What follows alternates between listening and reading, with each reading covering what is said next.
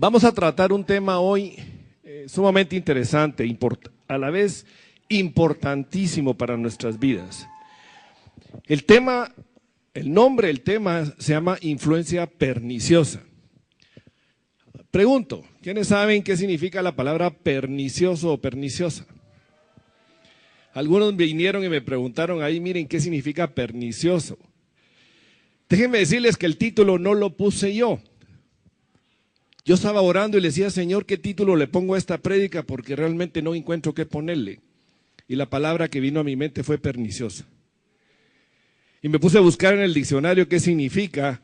Y obviamente influencia, ya sabemos que influenciar a alguien es impulsarlo a hacer algo para bien o para mal.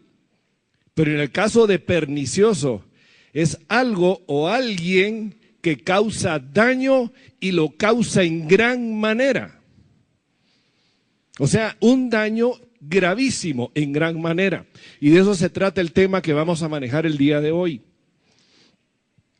Vamos a ver una figura ahí que se ve muy bonita, pero tiene un nombre, y su nombre es Jezabel. Vamos a hablar de Jezabel hoy, pero no solo vamos a hablar de la Jezabel espiritual a la que estamos acostumbrados a escuchar, sino vamos a hablar de esa Jezabel histórica, de dónde inició todo, la que se presentó en el reinado de Israel e influenció en Judá, pero también cómo el espíritu de Jezabel sigue operando el día de hoy. Así que pongamos atención a esto porque a mí el tema me habló y me confrontó en gran manera. Espero que el Señor traiga luz y revelación para nuestras vidas el día de hoy. ¿Cómo fue esa influencia perniciosa en el reinado de Israel? Y todo inicia con que ella era hija del rey de Tiro y Sidón y enseñaba y adoraba a Baal. Baal era el ídolo, el dios de los sidonios. Y a él se le atribuía que era el dios de la naturaleza. De tal manera de que todo lo que había en la naturaleza, los árboles, la lluvia, el fruto, los ríos, los manantiales, se los atribuían a Baal y por eso le adoraban. El tipo de adoración que realizaban a Baal era un tipo de adoración pagano, totalmente satánico, porque no se le puede decir de otra manera. Los sacrificios que se le hacían a Baal eran sacrificios especialmente de vidas humanas, de manera particular de niños.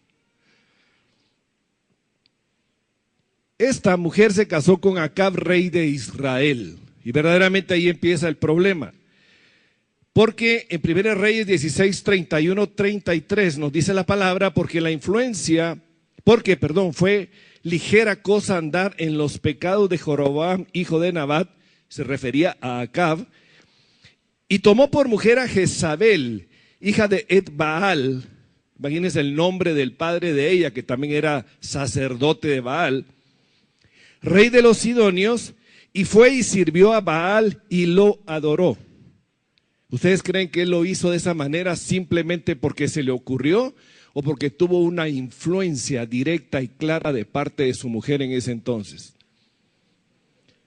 Jezabel llegó al reinado de Israel y no impuso su creencia de primas a primeras. Fue una mujer hábil y sutil que llevó al rey y lo sedujo a llevar la adoración al Dios vivo y a Baal al mismo tiempo, hasta que desalojó la adoración a Dios para implantar totalmente la adoración a Baal e impulsó a su marido a ello.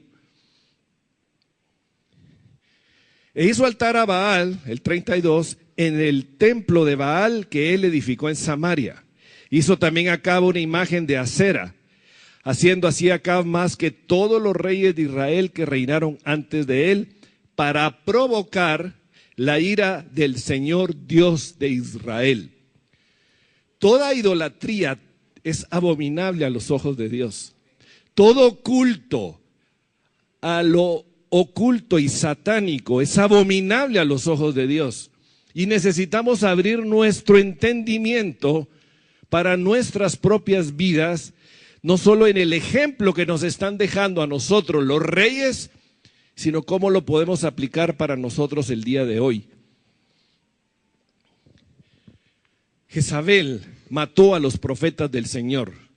Dentro de esos planes malvados.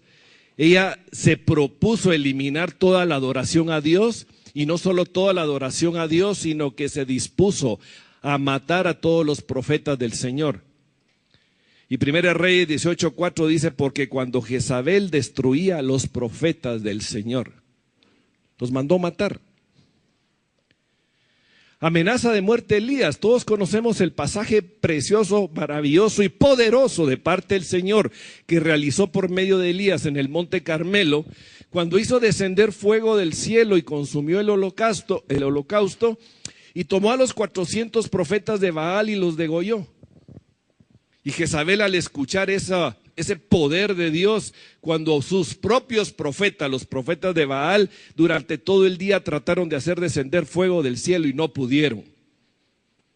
Porque el único que puede hacer descender fuego del cielo es el único Dios verdadero que hay. Amén.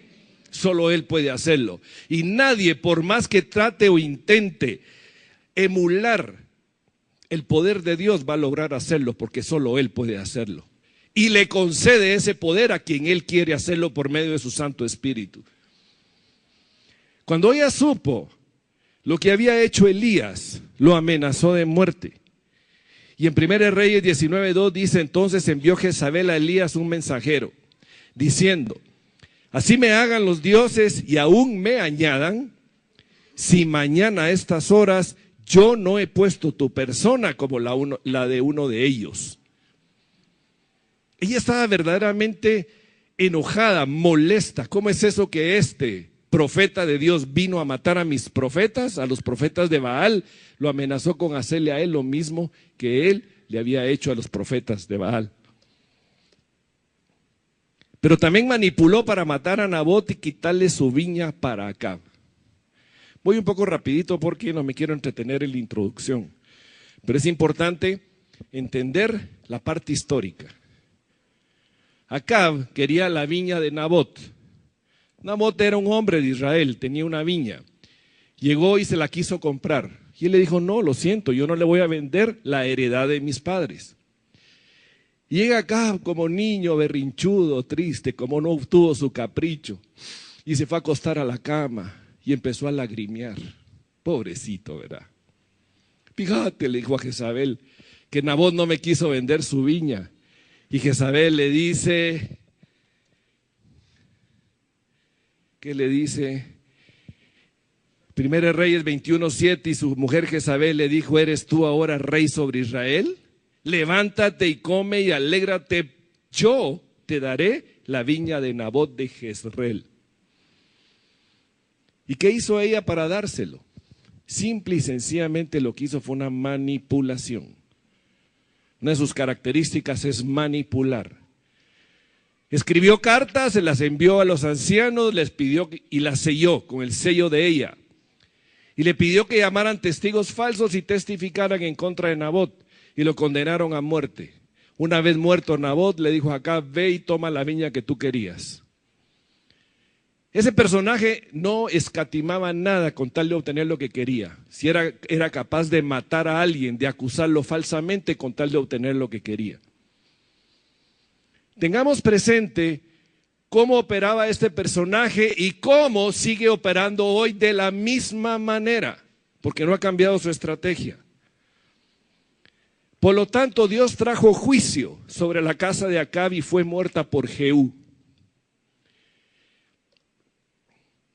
En 2 Reyes 9:6-7 dice, y él se levantó y entró en casa. ¿Quién significa él? Aquí voy a hacer un preámbulo previo. Jehú fue ungido de parte de Eliseo. Eliseo mandó a ungir a Jehú por medio de uno de sus profetas, con instrucciones de órdenes dadas por el Señor, de que fuera y destruyera y matara al rey de Israel y a Jezabel. De tal manera que Jehú, al ser ungido, este profeta llega a donde está Jehú y derramó aceite sobre su cabeza y le dijo, así dijo el Señor Dios de Israel, yo te he ungido por rey sobre Israel, pueblo de el Señor. En ese momento reinaba Acab, pero el Señor viene a ungir a Jehú para que sustituya el reinado. Perdón, no era Acab, era el hijo de Acab el que estaba reinando en ese momento. Acab ya había muerto. Y herirás la casa de Acab tu señor, para que yo vengue la sangre de mis siervos, los profetas, y la sangre de todos los siervos del Señor de la mano de Jezabel. Y en 2 Reyes 9:22 dice, cuando vio Joram a Jehú, estamos hablando de Joram hijo de Acab y de Jezabel. Tuve un lapsus anteriormente, así que me van a perdonar. Cuando vio Joram a Jehú, dijo, ¿hay paz, Jehú? Y él respondió, ¿qué paz con las fornicaciones de Jezabel tu madre y sus muchas hechicerías? Miren, esta afirmación es tremenda. Donde hay fornicaciones y hechicerías, ¿puede haber paz? No es posible.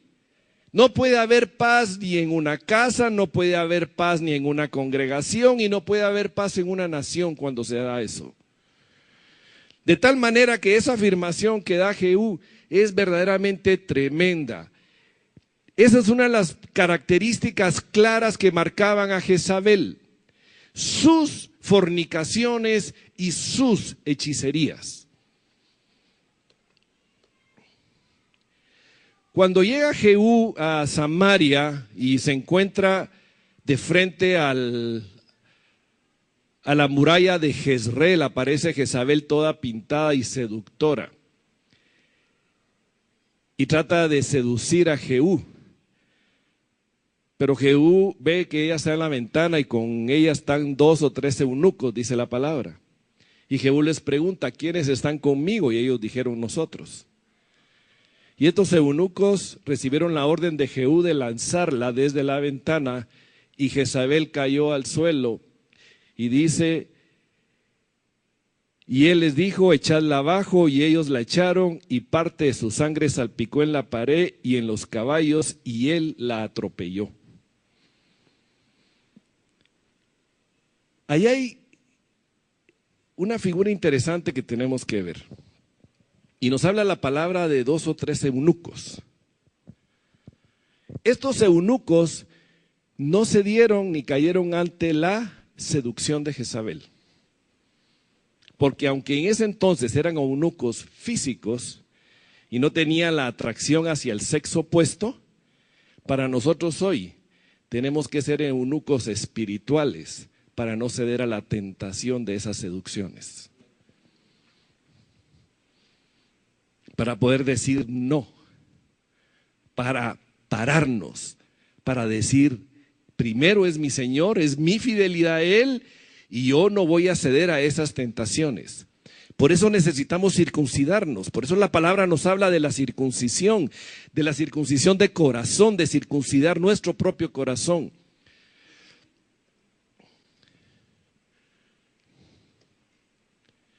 Pero la influencia, esa influencia perniciosa no se quedó únicamente en el reinado de Israel, sino que también influenció en Judá. Y el reinado de Judá era el reinado de la descendencia de David. El linaje de David reinaba en Judá y era la promesa de Dios de que estaría en Judá alguien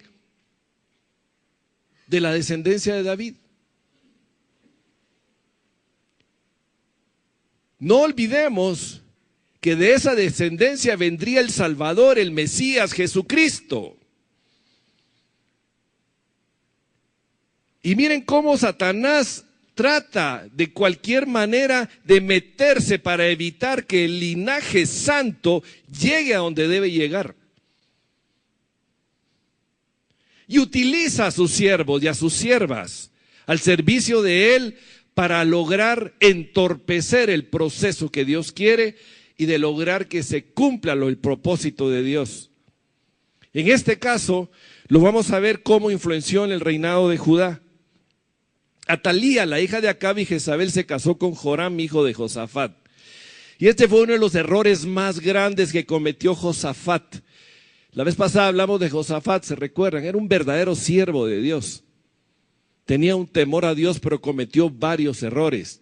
y entre ellos fue de hacer alianza con Acab al casar a su hijo con Atalía, la hija de Jezabel. Por lo tanto, influenció Jezabel a su hija a introducir la idolatría en Judá, porque en Judá se adoraba al Dios todopoderoso, al Dios vivo en el templo de Dios. La idolatría estaba establecida en el reinado del norte, en Israel, fruto de los pecados de Jeroboam. Pero Jerusalén todavía mantenía la adoración al Dios vivo. Pero viene y se filtra. Eso es lo peligroso realmente de esas alianzas. Cuando viene a entrar, se filtra, Satanás trata de derribar donde realmente hay adoración al Dios vivo. Trata de meterse. Y en 2 Crónicas 21:16 dice, y anduvo en el camino de los reyes de Israel como hizo la casa de Acab, porque, y aquí viene el porque, tenía por mujer a la hija de Acab, por lo tanto hija de Jezabel, e hizo lo malo ante los ojos del Señor. Miren qué tremendo. Esto es sumamente delicado. Atalía fue madre de Ocosías. Tuvo hijos con Joram. Cuando Joram murió, Ocosías ocupó el trono en Judá. Y ella, como la reina madre, lo impulsó a él a actuar impíamente.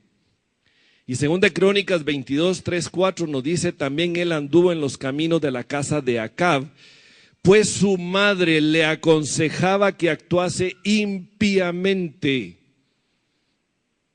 A ver, mamás, papás, ¿cómo estamos influenciando a nuestros hijos? ¿En el temor santo y reverente al Dios? ¿O con nuestro ejemplo, nuestras actitudes, nuestras acciones, nuestras omisiones, estamos influenciando a la seducción que nos presenta el mundo por medio de Jezabel? Hagámonos la pregunta. ¿De qué forma estamos influenciando?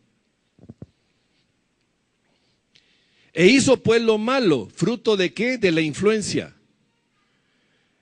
Ante los ojos del Señor y como la casa de Acab, porque después de la muerte de su padre, ellos le aconsejaron para su perdición. ¿Ven el resultado del consejo y de la influencia? ¿Acaso no es pernicioso esto? ¿Y causa daño en gran manera?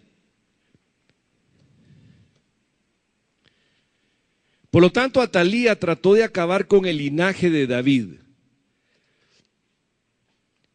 Entonces Atalía, madre de Ocosías, dice en 2 Crónicas 22:10, viendo que su hijo era muerto, se levantó y destruyó toda la descendencia real de la casa de Judá. No puedo más que ver la obra de Satanás tratando de cortar el linaje de David para que no naciera el Mesías. Es la obra de Satanás ahí, utilizando a sus siervos. Jezabel influenció sobre su hija Atalía. Atalía llegó a establecer e influenció sobre su esposo y sobre su hijo la adoración a Baal en Judá, cuando en Judá se adoraba al Dios vivo. Y luego se preguntan, ¿y por qué nos pasa eso a nosotros? Si nosotros somos pueblo de Dios. Israel y Judá eran pueblo de Dios. Y no porque se lo merecían, sino porque Dios es fiel y Él los había escogido.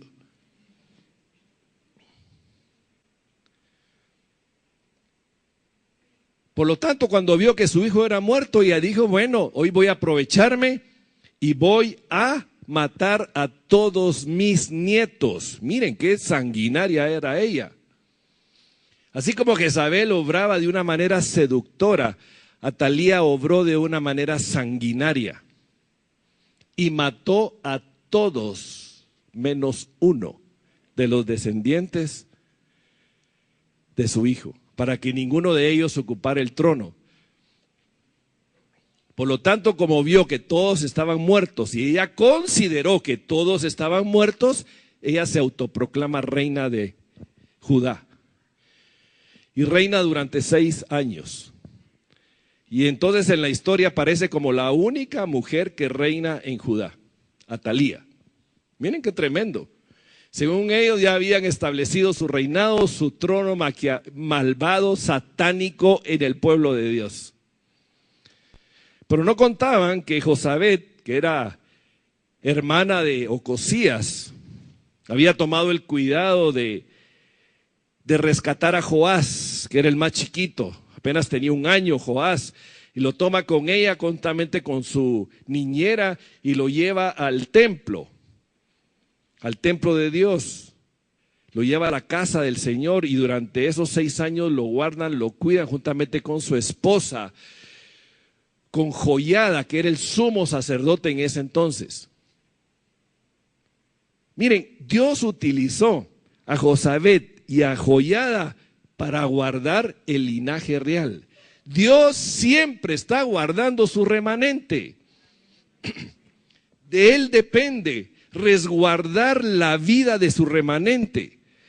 Realmente de Él depende de que los planes que Él ha establecido desde el principio lleguen a su cumplimiento final con nuestra ayuda o con nuestro estorbo. Porque es por su fidelidad, por su misericordia y por nada más. Por lo tanto, después de que Joás tenía ya 7 años, es sacado al conocimiento de todo el pueblo de Judá de que todavía había uno de los descendientes del linaje de David. Lo proclaman rey y decretan que sea muerta Atalía. Entonces la matan fuera del templo porque Joiada no permitió que ella fuera muerta dentro del templo. Bien, este breve resumen realmente de la historia, de la parte histórica, tanto del reinado de Israel como del reinado de Judá, lo que nos está mostrando a nosotros es lo desastroso, lo pernicioso, lo que causa daño en gran manera,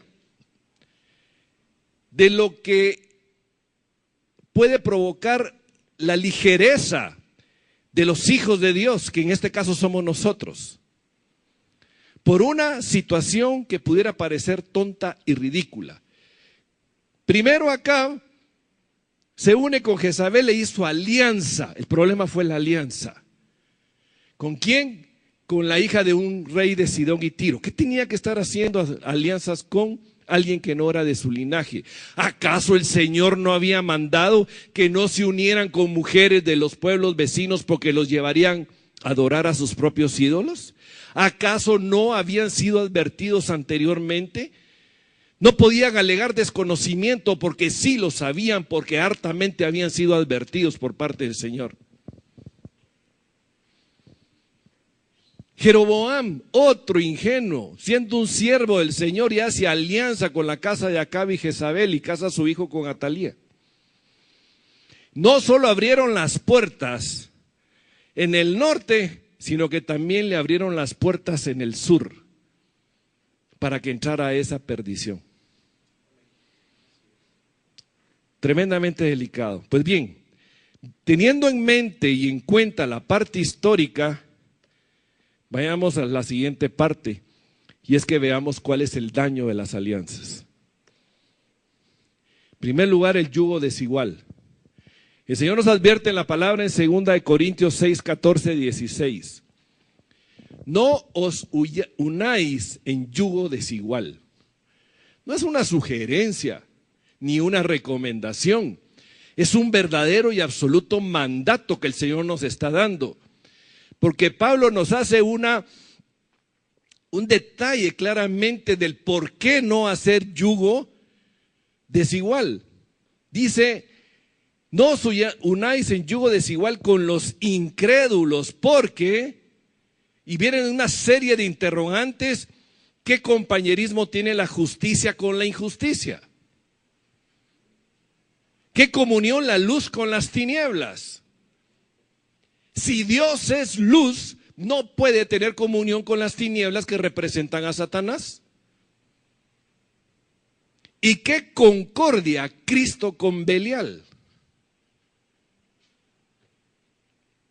¿Y qué parte el creyente con el incrédulo? ¿Y qué acuerdo hay entre el templo de Dios y los ídolos? Y aquí está haciendo referencia a lo que pasó en Israel y en Judá, cuando introdujeron los ídolos. Y nos hace una observación y un recordatorio importantísimo, porque vosotros sois el templo del Dios viviente. Amén. Usted, mi hermana y mi hermano, así como yo, somos templos del Dios viviente. Y dentro de nuestro propio corazón no pueden haber yugo desigual. No puede haber comunión de la luz con las tinieblas. O somos del Señor o somos de Satanás, pero no hay términos medios. Aquí no hay medias tintas. O somos de Él o estamos contra Él. Amén. Y eso lo tenemos que tener clarísimo en nuestras vidas, amados hermanos. Clarísimo en nuestra vida personal, porque de eso depende nuestra salvación. Tenemos que tenerlo claro en nuestro matrimonio, tenemos que tenerlo claro en nuestra familia, tenemos que tenerlo claro en nuestra congregación. Amén. Bien. ¿Cómo este yugo desigual hace una influencia en las generaciones? Pues la historia nos lo revela a través de Jezabel y Atalía. Pero también Ezequiel nos dice en 16:44, he aquí, todo el que usa de refranes te aplicará a ti el refrán que dice, cual la madre tal la hija.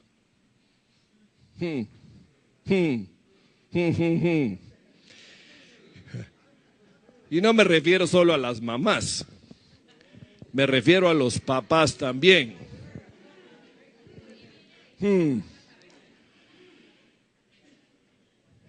¿Cómo estamos influenciando a nuestros hijos? ¿Qué les estamos enseñando? Miren, amados hermanos, nuestros hijos aprenden e imitan de nosotros hasta nuestras mañas.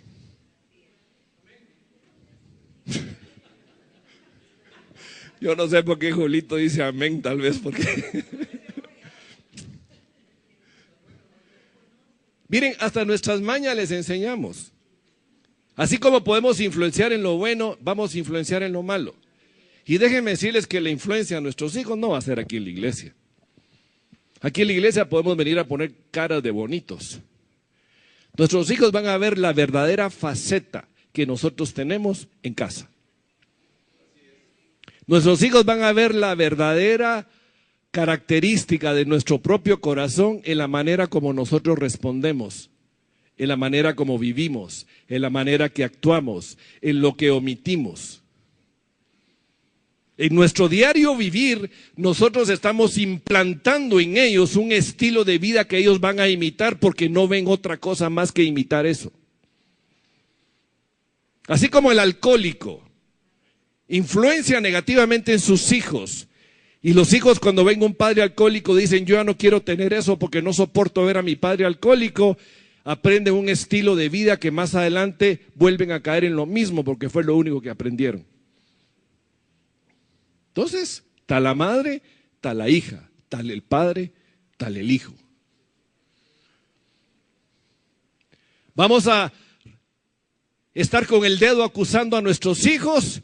¿O nos tenemos que poner nosotros de frente al espejo a investigar, a pedirle al Señor y clamándole que sea su Espíritu el que nos revele qué tengo yo que cambiar y qué estoy haciendo mal para influenciar a mis hijos?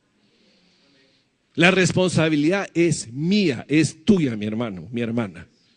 Es personal. No podemos pretender, amados hermanos, que nuestros hijos adquieran compromisos que nosotros no estamos dispuestos a adquirir. No podemos estar predicando que hagan algo de lo cual yo no estoy dispuesto a hacer. O que dejen de hacer algo de lo cual yo no estoy dispuesto a dejar de hacer. porque entonces me volvería un verdadero hipócrita y un autoritario nada más, exigiendo que se cumpla algo de lo cual yo no doy el ejemplo. Y eso lo tenemos que tener muy claro.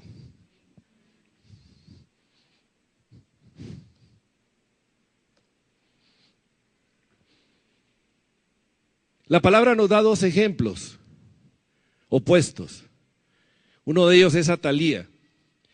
En 2 Crónicas 22, 2, 3 dice, cuando Ocosías comenzó a reinar era de 42 años y reinó 1 año en Jerusalén.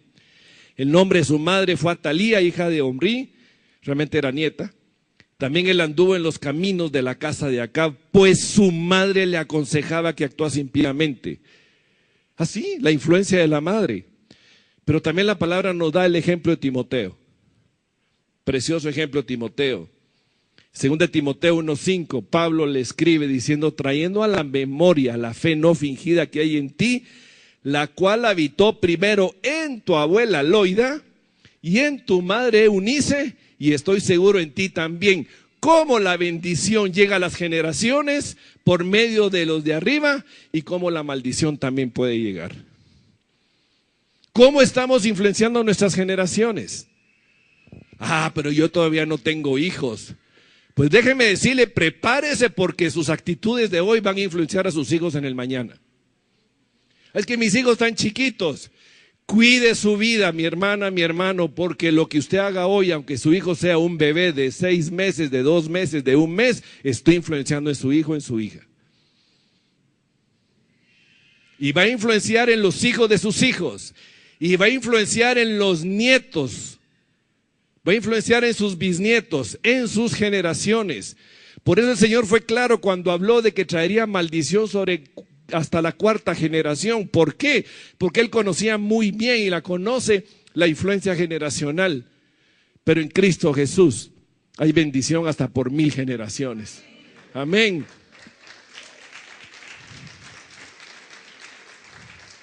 Gloria al Señor. Y empezamos a platicar un poquito del espíritu de Jezabel. Sigue operando el día de hoy. Jezabel está operando hoy como un espíritu, una potestad. Y este espíritu es nacido de la brujería y la rebelión.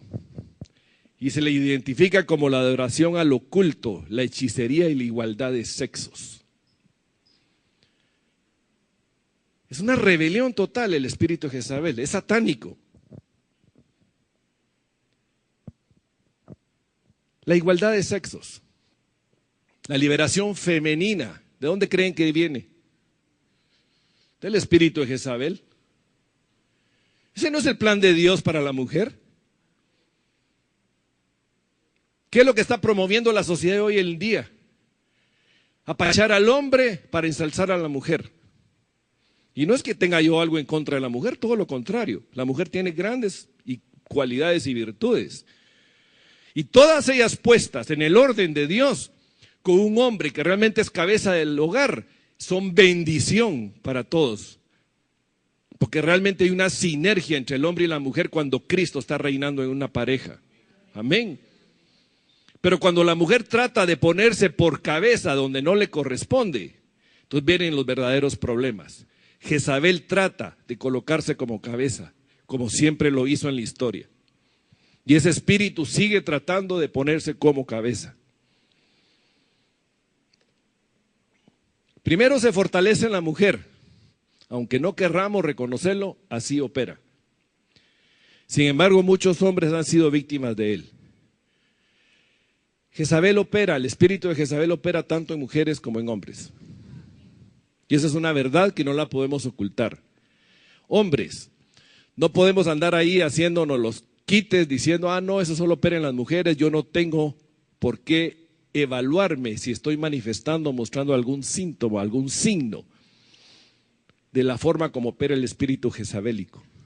Sí opera en los hombres. Amén. Bien, vayamos más adelante. Es un espíritu controlador. Controló a Acab, controló a su hija, controlaron el reinado de Israel y de Judá, Y hoy sigue tratando de controlar a todos los que están alrededor de la persona que está influenciada por el espíritu de Jezabel. ¿Y cómo lo hace? Por la seducción, la lujuria de la carne, los deseos de los ojos y del orgullo de la vida. Esas son las áreas donde trabaja el espíritu de Jezabel, promoviendo eso. Manifestando lo que mis ojos ven y desean, poniéndolo de forma agradable, persuasiva, seductora. Ve y tómalo porque te gusta. Y no estoy hablando de ir y tomar a una mujer o a un hombre. Lo que mis ojos ven puede ser objetos, pueden ser cosas, puede ser alcanzar posición. Pero lo presenta de una forma seductora, de tal manera que me induce a ir detrás de ello.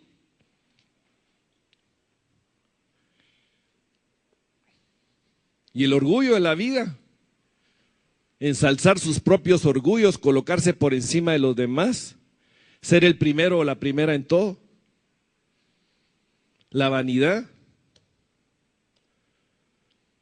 Usa la manipulación y la seducción sensual. El espíritu de Jezabel es eminentemente sensual. Así como antes de ser arrojada por la ventana, Jezabel se pintó los ojos.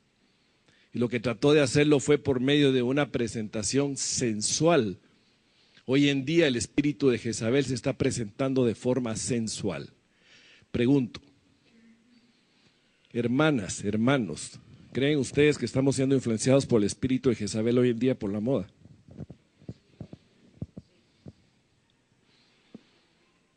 ¿Sí o no? Y cedemos a la moda en vez de escoger el recato. Miren, ¿me dan permiso de hablar abiertamente aquí? ¿Sí? ¿Sí o no? Después no me tiren tomates. Pero ¿por qué no hacerlo? Si el Señor lo que está trayendo es bendición. Hermanas que se visten con pantalones tan tallados que no dan lugar a pensar que tienen ropa puesta. Y vienen aquí de esa forma. Y ustedes creen ingenuamente que no son capaces de seducir a los hermanos que las ven de esa forma, aunque no quieran hacerlo. Me pregunto, ¿ustedes creen que los hermanos, o yo me incluyo, puedo estar con la mirada sola puesta en el techo para no caer en la seducción que me presenta sin querer muchas veces la hermana? Estoy hablando con libertad si ustedes me lo permitieron. O los escotes. Escotes que van más allá de la prudencia y el pudor que debe manejar una mujer.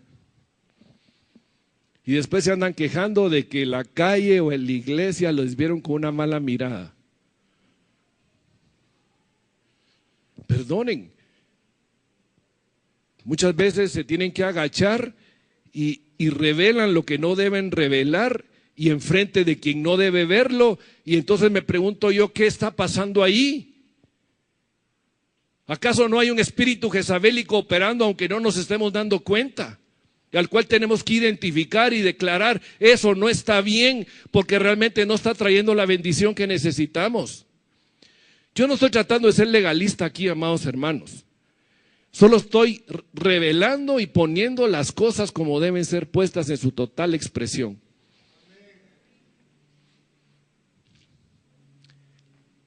La decisión es personal. Mire y no toque.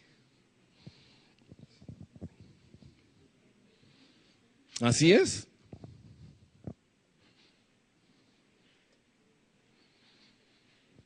La palabra nos habla también en Romanos 16, 18.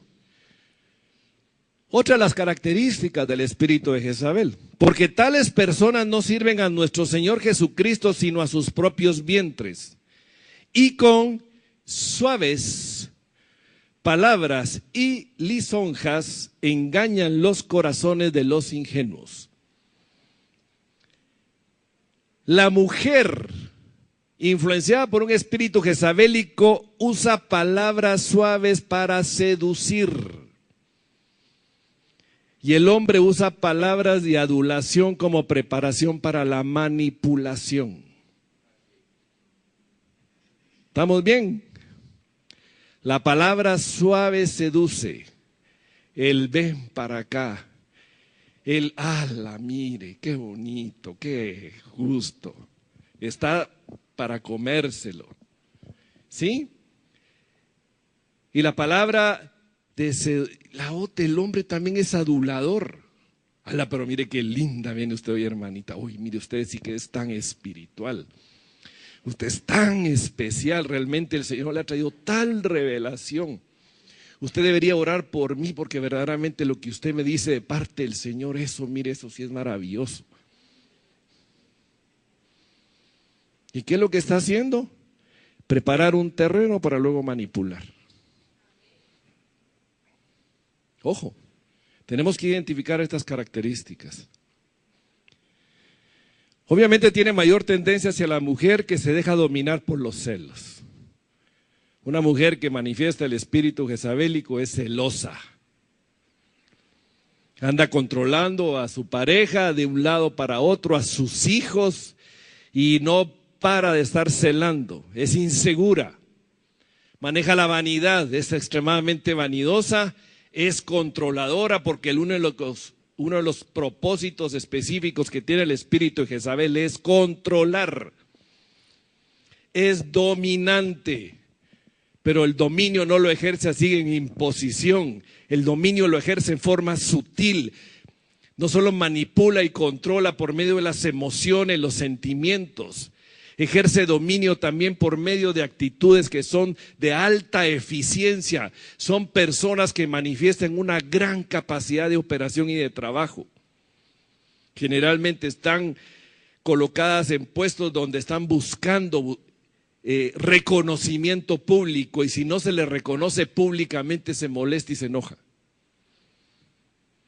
Tratan de acercarse principalmente a los líderes de la iglesia para manipular, para controlar. Se muestran autosuficientes. No, yo puedo solo, yo puedo sola, no necesito de nadie. No pueden trabajar en equipo, no pueden delegar. Pero una de las características más fuertes es que usa el sexo como control. En la pareja o fuera de matrimonio. La seducción sexual es sumamente evidente.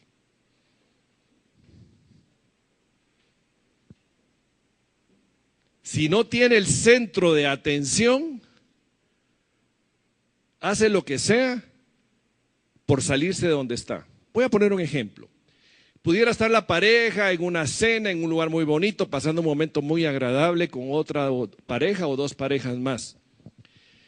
Pero si esta persona no es el centro de atención, en ese momento empieza, ay, me duele el estómago, me duele la cabeza, no me siento mal, mira, vámonos. Y trata de romper inmediatamente esa posición. Controla. Ya cuando llegan a casa, ay, ya me siento bien, pero te voy a compensar. Vení, y empieza a seducir. Vámonos a la habitación. Ojo. Estamos descubriendo muchas de las características de operar, ¿no? Y obviamente su objetivo final es el control y el dominio. Como no se sujeta a nadie, lo que busca en todo momento es controlar y dominar. Pero también opera en la iglesia, amados hermanos. Y se infiltra para controlar a los siervos de Dios o para hacerlos caer. Déjenme decirles que hemos visto y conocido casos de hombres, de siervos del Señor, que han caído garras de la lujuria, de la pornografía, de la seducción del sexo. Grandes hombres, grandes evangelistas hemos visto caer fruto de ello. ¿Por qué razón? Porque Satanás sabe que cuando va a la cabeza, destruye no solo la cabeza, sino todo lo que representa para abajo, así como lo hizo en el pasado con Israel y con Judá, que cuando le cayó a los reyes, que eran las cabezas de los reinados, destruyó el reinado completo e impulsó al reinado completo a todos los habitantes a la adoración a los ídolos. Por eso lo que está buscando es derribar a los siervos del Señor. Y es ahí donde nosotros en la iglesia como congregación tenemos que tener un celo santo y reverente al Señor por encima de toda cosa. Tenemos que ser atalayas también de nuestros hermanos que están colocados en eminencia. Tenemos que ser cuidadosos de ellos, no solo orando, intercediendo por ellos, sino también no llevándolos a provocación, como lo dije anteriormente. Porque inevitablemente somos hijos de Dios en proceso de construcción. Y todavía en nuestro corazón hay perversión. Aunque no nos guste reconocerlo, nuestro corazón sigue siendo perverso y engañoso. Amén.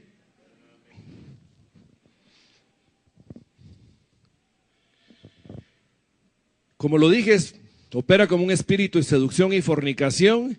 Y así también, como trató de hacerlo con Elías, hoy trata de atacar y destruir el ministerio profético.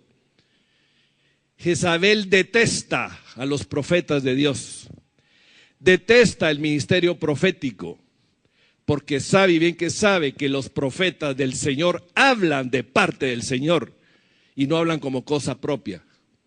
Amén. Por eso no le gusta, porque el ministerio profético lo que hace es denunciar el pecado y denunciar la maldad y mostrar al Dios vivo. Amén.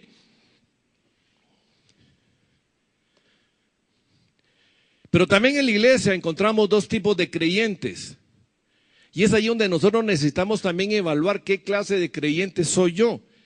Encontramos un creyente maduro, que es aquel que dice Efesios 4:14, para que ya no seamos niños fluctuantes, llevados por doquiera de todo viento de doctrina, por estratagema de hombres, que para engañar emplean con astucia las artimañas del error. Creyente maduro, cimentado y establecido en la verdad de la palabra del Señor. Aquel que resiste las ideas extrañas que se presentan, aunque vengan disfrazadas de verdad y aunque tengan partes de la palabra del Señor como parte de verdad y no verdad absoluta y completa.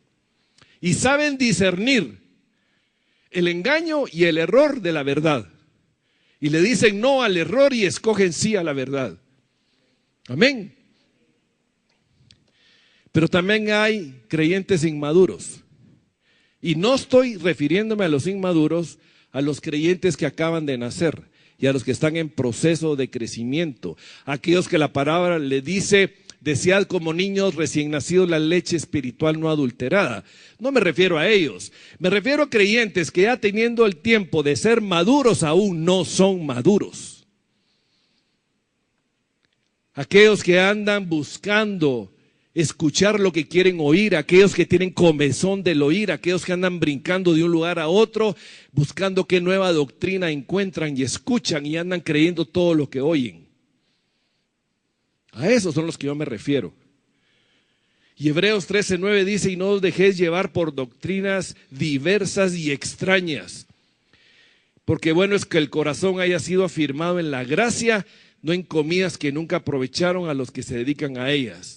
No dejarse llevar por doctrinas diversas y extrañas, sino afirmados en la gracia, amados hermanos. Y el Señor Jesucristo también le habló a la iglesia de Tiatira. Y vayamos a la palabra en Apocalipsis 2:18 al 19. Y es importante hacer un análisis de qué le habló el Señor a la iglesia de Tiatira. Y escribe al ángel de la iglesia en Tiatira, el Hijo de Dios, el que tiene ojos como llama de fuego y pies semejantes al bronce bruñido. Aquí el Señor habla de dos de sus características. Ojos como llama de fuego es de aquel que todo lo puede ver y todo lo conoce. No hay nada oculto, absolutamente nada oculto al Señor. Amén. Y pie semejante al bronce bruñido. El bronce lo que significa es juicio. El que todo lo conoce puede traer juicio. Así como vino juicio sobre su pueblo en Jerusalén y en Israel, fruto de sus abominaciones y sus idolatrías, también le está hablando a la iglesia de que puede venir juicio. Amén. El Señor lo está advirtiendo. Y dice esto: yo conozco tus obras y amor y fe y servicio y tu paciencia, y que tus obras postreras son más que las primeras. No vamos a hablar de las obras, pero sí vamos a hablar de algo importante. Apocalipsis 2, 20, 21. Pero, aquí viene el pero, que le hace a todas las iglesias. Tengo unas pocas cosas contra ti, que toleras a esa mujer Jezabel. Toleras. ¿Qué significa tolerar? Permitir. Conozco, sé lo que está haciendo, sé que no está bien, pero dejo que lo siga haciendo. Ojo, eso es tremendamente peligroso cuando nosotros como miembros de la congregación, de la iglesia, vemos que algo no está bien y toleramos. Y esta no es responsabilidad solo del ministro, amados hermanos. Es responsabilidad de cada uno de nosotros. Amén. Es muy fácil decir, el ministro tolera. ¿Y usted qué? ¿Y yo qué? ¿Me explico? Es responsabilidad de todos. Todos tenemos que ser vigilantes, atalayas unos de otros. Que se dice, profetiza, que enseñe y seduzca a mis siervos a fornicar. Y aquí está hablando de sus características: enseñar y seducir. ¿A qué? A fornicar. La fornicación no es ni más ni menos que irse detrás de los ídolos. ¿Ya? Es el adulterio espiritual al Señor. Soy adúltero. Siendo un hijo de Dios me convierto en un adúltero, en una adúltera de mi Dios, el que lo dio todo por mí.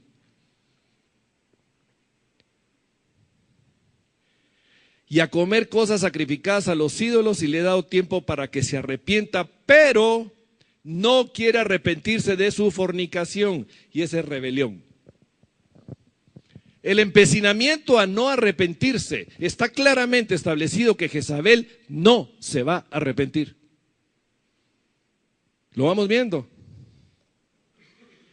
1 Timoteo 4:1-2 nos dice, pero el Espíritu dice claramente que en los postreros tiempos algunos apostatarán de la fe, escuchando a espíritus engañadores y a doctrinas de demonios. A ver, ¿qué es lo que estaba enseñando Jezabel y enseña el día de hoy? Doctrinas de demonios. Amén. Por la hipocresía de mentirosos que teniendo cauterizada la conciencia. Bien, vayamos a Apocalipsis 2, 22, 23. Y dice el Señor, he aquí, yo la arrojo en cama. ¿Qué significa yo la arrojo en cama? En el mismo lugar donde cometió sus prostituciones, ahí va a ser su juicio. Así como Acab, su sangre fue derramada en la viña de Nabot, porque ahí fue su prostitución, así Jezabel fue lanzada desde la muralla de Jezreel, que también fue el lugar de sus prostituciones. ¿Dónde va a venir el juicio para nosotros si seguimos la doctrina de Jezabel? Si lo toleramos en nuestra congregación, el juicio de Dios vendrá a nuestra congregación. Pero ojo, primero lo estaré tolerando en mi casa para que se tolere en mi congregación. A Dios nadie puede engañarlo, dice Gálatas, porque todo lo que el hombre siembre, eso va a cegar. ¿Y dónde estoy sembrando yo como hombre? ¿Dónde estás sembrando tú como mujer? ¿Dónde estamos sembrando como familia? En nuestra casa. Y si no estamos sembrando y colocando el temor santo y reverente a Dios, ahí vamos a cosechar las decisiones erróneas y equivocadas que nosotros tomamos. Y entonces vamos a estar diciendo, Señor, ¿por qué me pasó esto y por qué me estás haciendo eso? A lo cual nosotros le podemos llamar juicio. No es ni más ni menos que las consecuencias de las decisiones que nosotros tomamos. Amén.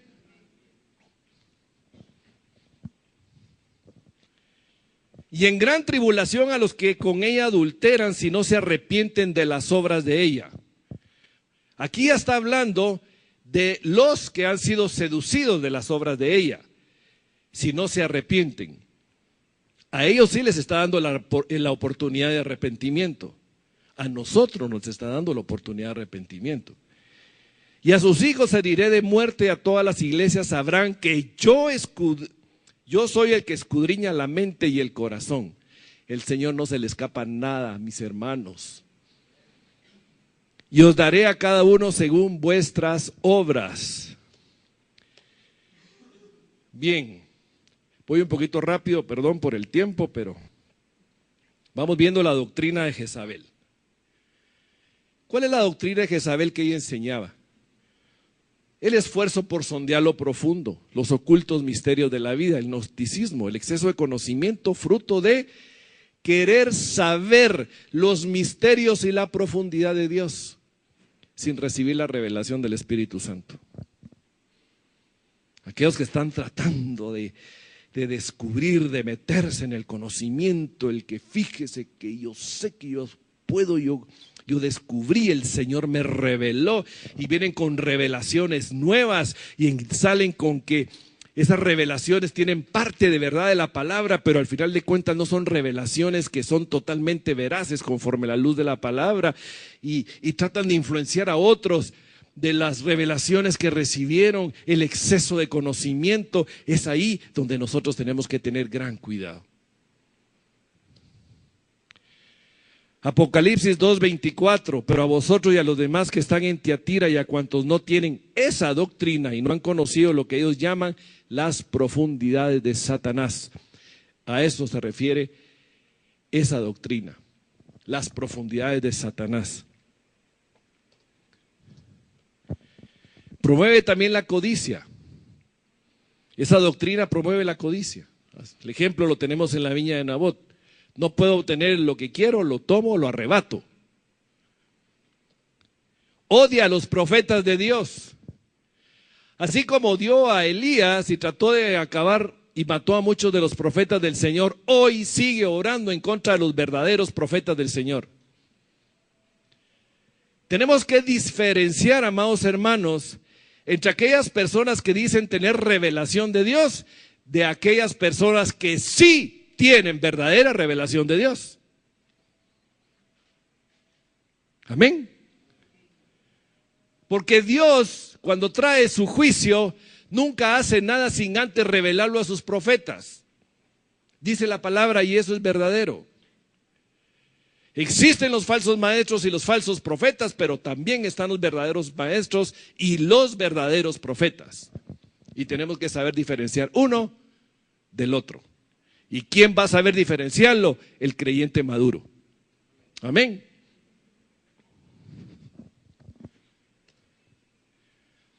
El falso maestro enseña a hacer caso omiso a las advertencias proféticas y el rechazo de oír acerca del juicio.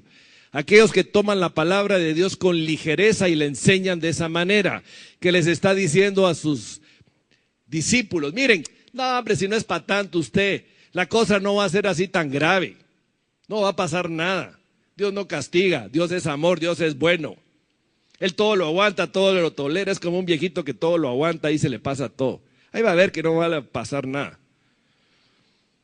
Y entonces, ¿qué es lo que hacen estos falsos maestros? Tildan todo de confusión y perdición.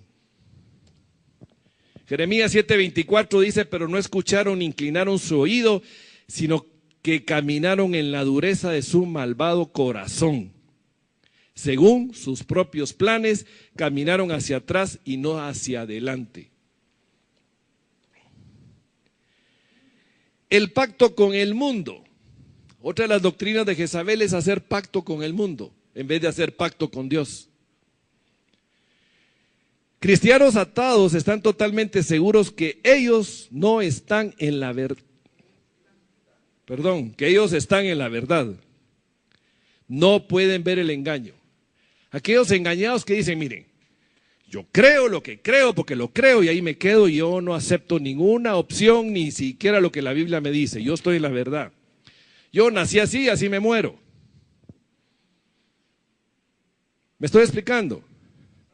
Aquellos que ellos están seguros que ya tienen ganado el cielo por todo lo que hicieron, por sus obras, no por reconocer a Jesucristo como Señor y Salvador.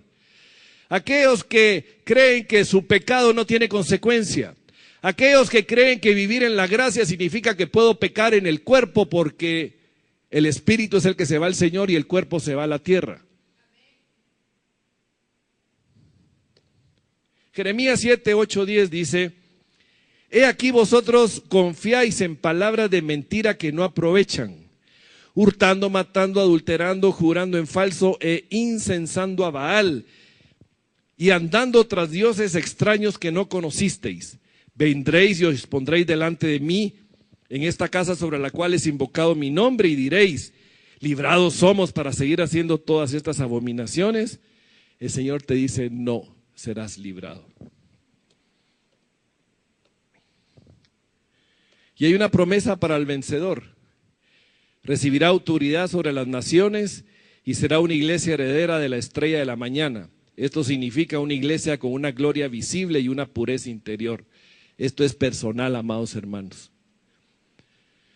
Apocalipsis 2, 26, 28, voy a leerlo amarillo nada más. Al que venciere, yo le daré autoridad sobre las naciones y le daré la estrella de la mañana. Amén. Operen las familias. La importancia que tenemos en la familia en mantener el orden que Dios ha establecido. Porque dice la palabra en 1 Corintios 11:3, pero quiero que sepáis que Cristo es la cabeza de todo varón y el varón es la cabeza de la mujer y Dios es la cabeza de Cristo. Hay un orden establecido. Tratar de cambiar ese orden y empezó el problema. Si Dios es cabeza de Cristo, Cristo es cabeza del hombre y el hombre cabeza de la mujer, esa sujeción amorosa trae bendición sobre las familias. Amén. Efesios 5, 21, 23 dice: someteos unos a otros en el temor de Dios. La bendición está en el sometimiento. No que el hombre trate de imponer sometimiento a su mujer hacia su persona, sino que juntos, pareja, se someten mutuamente en el amor y el temor de Dios hacia Cristo, que es la cabeza. Amén. Ese orden trae bendición. Las casadas estén sujetas a sus propios maridos como al Señor, porque el marido es cabeza de la mujer, así como Cristo es cabeza de la iglesia, el cual es su cuerpo y Él es su Salvador. Mis hermanos, hombres, sacerdotes, varones, asumamos la responsabilidad que nos corresponde. Amén. Asumamos la responsabilidad que nos corresponde. No andemos como Cantinflas, que se nos están cayendo los pantalones. ¿O no?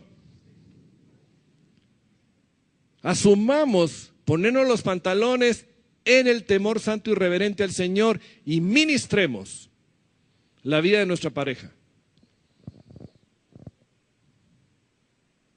Y mujeres, no traten de romper el orden divino, porque no están luchando en contra de la autoridad de Dios, sino están luchando en contra de la autoridad delegada por Dios sobre el sacerdote del hogar. Y rebelarse en contra de esa autoridad delegada por Dios sobre la cabeza del hogar es rebelarse contra Dios mismo. Y eso no trae bendición. Asumamos la responsabilidad que nos corresponde, tanto al hombre como a la mujer, si realmente queremos tener bendición en el hogar. Pero también opera en la nación. Opera como principado en toda una nación, tomando fuerza y encadenando a sus habitantes, como en el caso de Israel y Judá. ¿Cuántos gobiernos han caído porque sus gobernantes han sido sometidos a la seducción de una mujer hoy en día? ¿O no? ¿Cuántas mujeres están influenciando en los poderes del Estado por medio de la seducción? ¿Cuántos casos se oyen a nivel mundial que existen hombres que caen de sus puestos fruto del adulterio o fruto de la fornicación o fruto de de encontrarlos que tuvieron nexos con prostitutas. ¿Cómo afecta eso a una nación? No es ni más ni menos que Satanás tratando de destruir las naciones por medio de ese espíritu jezabélico de seducción. Segunda Crónicas 21:11, además de esto, hizo lugares altos en todos los montes de Judá, se refiere a la influencia que tuvo Atalía, e hizo que los moradores de Jerusalén fornicasen, y a ello impelió a todo el reino de Judá. No solo al rey, a todo el reino.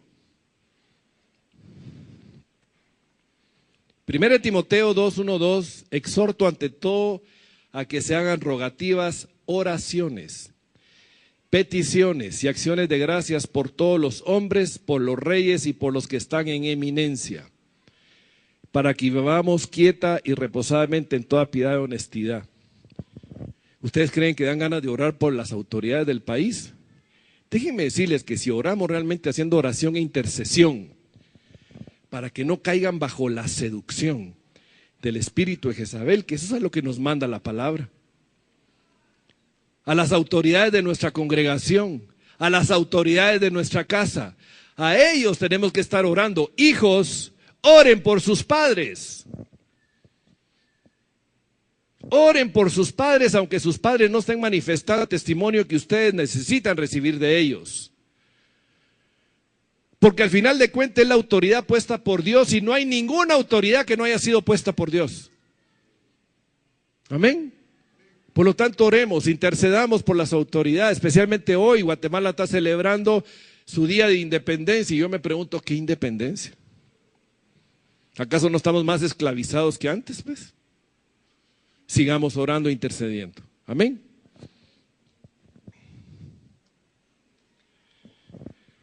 A Baal se le ofrecían sacrificios humanos, especialmente niños, amados hermanos, y eso lo hacían a nivel nación.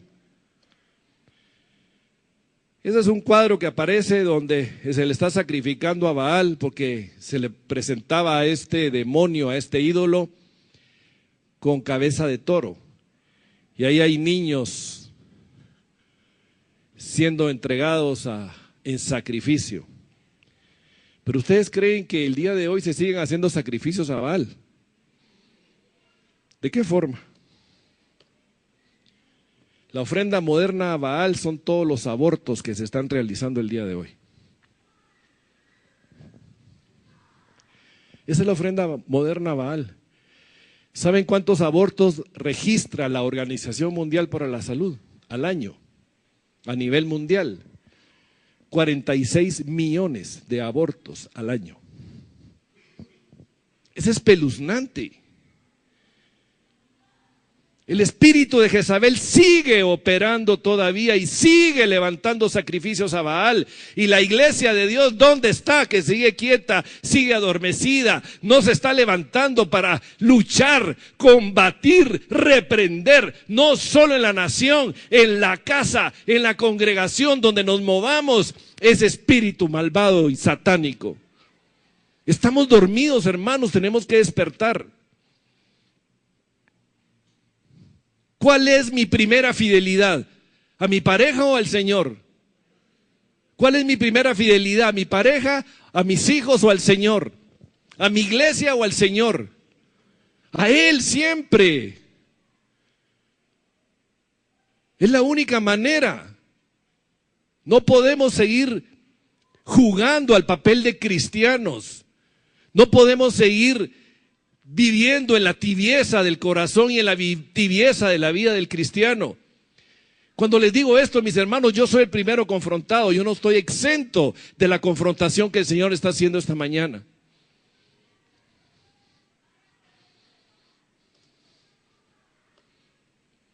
¿Y qué tenemos que hacer para combatir el espíritu de Jezabel? Lo primero que tenemos que hacer es entrar en un honesto, sincero y profundo arrepentimiento. Si hemos descubierto esa actitud o características en nosotros. Y bajo la unción del Espíritu Santo ejercer la autoridad y reprenderlo y echarlo fuera. De mi vida, de mi casa, de mi matrimonio, de mis hijos, de mi congregación, de mi nación. porque esta es batalla espiritual. Y a mantenernos en una constante intercesión.